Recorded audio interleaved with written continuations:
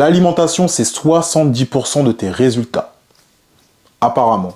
Et encore, je suis gentil parce que récemment, j'ai entendu 80% des résultats physiques. Je ne suis absolument pas d'accord avec ça et je vais t'expliquer pourquoi. La première raison, c'est que c'est basé sur absolument aucune étude scientifique. Ça ne peut pas être quantifié.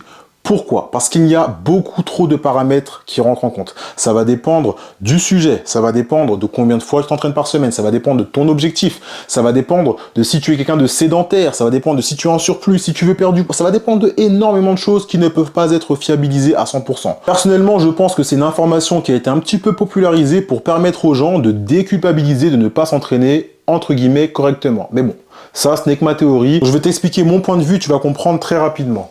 L'alimentation, 50%. Le sport, 50%, comme tu peux le voir. Pourquoi je t'ai indiqué ça? Parce que ton alimentation va dépendre de ton activité physique et tes résultats vont dépendre de ton alimentation. Donc, si tu t'entraînes ardument à la salle de sport, mais que tu ne consommes pas suffisamment de calories, ton alimentation n'est pas optimisée, notamment au niveau de tes macronutriments et ton surplus calorique, tu vas avoir du mal à développer ta masse musculaire.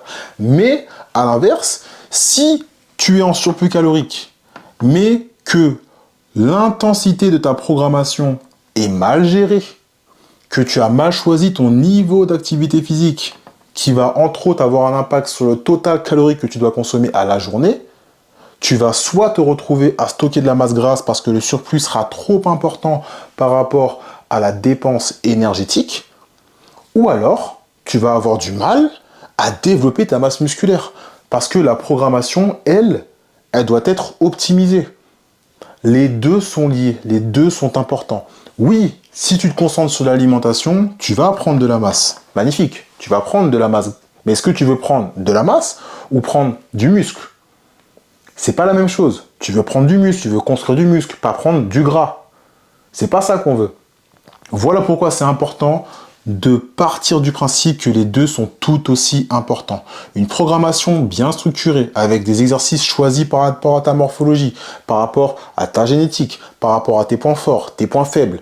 Aussi également une bonne gestion de l'intensité, car si tu t'entraînes trop intensément dès le début de ta programmation, tu vas t'épuiser, donc limiter tes résultats, mais aussi risquer de te blesser potentiellement. Absolument pas ce que tu veux. Ton niveau d'activité physique, ton AP correspond à une valeur calorique. Si tu t'entraînes 2 à 3 fois par semaine, ton niveau d'activité physique va correspondre à 1,375 si tu utilises la formule de Harris et Benedict. Si tu t'entraînes 4 à 5 fois par semaine, ton coefficient multiplicateur va être plutôt de 1,55. D'accord?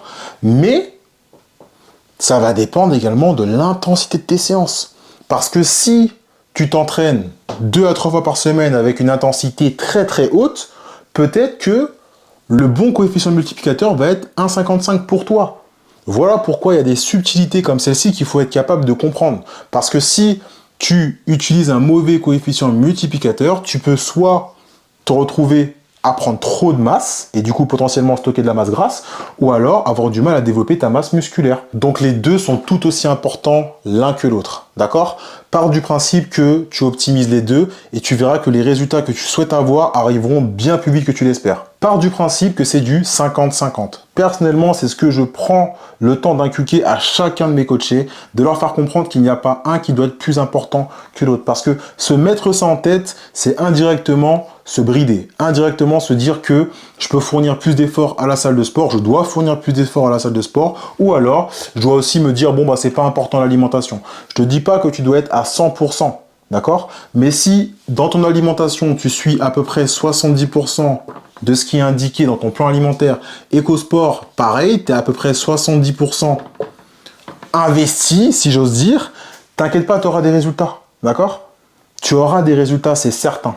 Mais pars pas du principe que tu dois plutôt optimiser ton alimentation, et puis moins ton sport, et puis du coup c'est du 70-30 ou du 80-20, parce que j'ai déjà entendu ça. Ça, c'est vraiment une hérésie carrément, j'ai envie de te dire, d'accord? En conclusion, retiens que ces deux facteurs sont les précurseurs de ton évolution, d'accord, en majeure partie, et que tu dois faire attention à bien choisir le total calorique que tu dois consommer globalement pour optimiser tes résultats, que ce soit en déficit en maintien ou en surplus, ce qui va nous intéresser en tant qu'homme maigre la plupart du temps, ok? Mais également aussi l'optimisation de ta programmation et aussi la gestion de l'intensité. Parce que tout ceci va avoir un impact sur tes besoins, d'accord? Donc sur ton maintien et ensuite également sur ton surplus. Parce que ça va te permettre d'avoir la valeur de maintien calorique que tu dois consommer pour pouvoir avoir un poids qui va rester stable, d'accord? Et ensuite, à cette valeur-là, tu vas ajouter un surplus. Admettons, ici, on a trouvé 3000.